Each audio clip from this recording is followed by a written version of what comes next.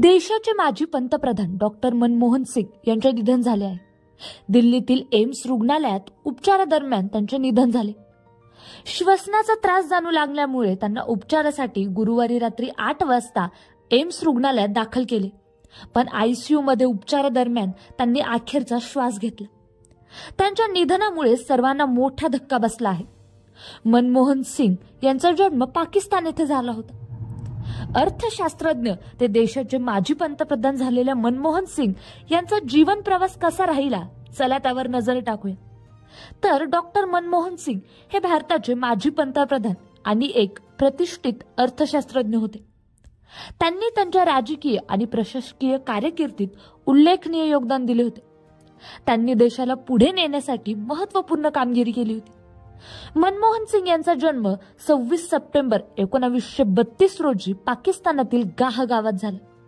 त्यांनी पंजाब विद्यापीठातून अर्थशास्त्रज्ञात bachelor degree आणि पदव्युत्तर पदवी प्राप्त केली होती।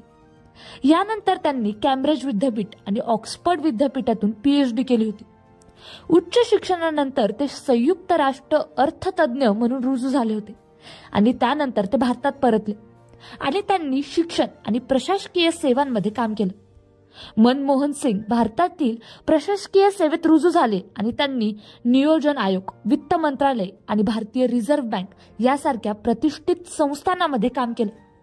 1991 मध्ये जेव्हा भारत गंभीर आर्थिक संकटाचा सामना करत होता, तेव्हा त्यांची अर्थमंत्री म्हणून नियुक्ती करण्यात आली। आपल्या कार्यकाळात त्यांनी असे अनेक निर्णय घेतले ज्यामुळे भारतीय अर्थव्यवस्थेला नवीन दिशा मिळाली। त्यांना देशाचे महान अर्थतज्ञ असंही म्हणतात। देशाचे पहिले शीख पंतप्रधान म्हणून ओळखले जाणारे मनमोहन सिंग 1991 मध्ये पी.व्ही. नरसिंहराव यांच्या नेतृत्वाखाली सरकारमध्ये अर्थमंत्री म्हणून काम करत होते। 10 वर्ष देशाचे पंतप्रधान असताना मनमोहन सिंग यांनी अनेक मोठे निर्णय घेतले ज्यासाठी ते नेहमीच स्मरणात राहतील। त्यांनी अनेक आर्थिक सुधारणा पुढे ढकललं आणि भारताला जागतिक गुंतवणुकीसाठी एक आकर्षक ठिकाण बनवलं। याशिवाय त्यांनी अमेरिकेसोबत नागरिक आण्विक सहकार्य करार स्वाक्षरी केली, ज्यामुळे भारताला ऊर्जा गरज पूर्ण करण्यास मदत झाली। त्यांच्या कार्यकाळात भारतीय मध्यमवर्गीयाचा विस्तार झाला आणि माहिती तंत्रज्ञान उद्योगाला चालना मिळाली।